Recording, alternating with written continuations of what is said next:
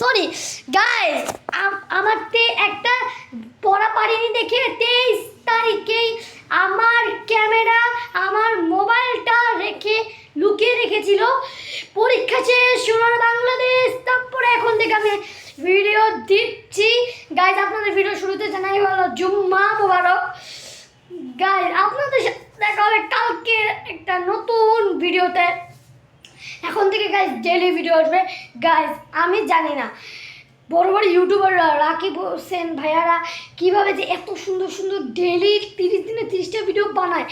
আমি তো পারছি না গাইস, আমি এত কষ্ট গাইস আমি বলে বোঝাতে পারছি না।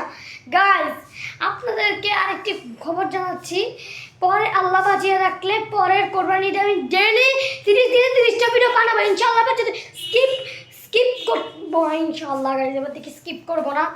আপনার সাথে হবে কালকে একটা নতুন ভিডিওতে। আপনারা তখন সবাই ভালো থাকবেন, সুস্থ থাকবেন। আল্লাহ হাফেজ, আসসালামু আলাইকুম।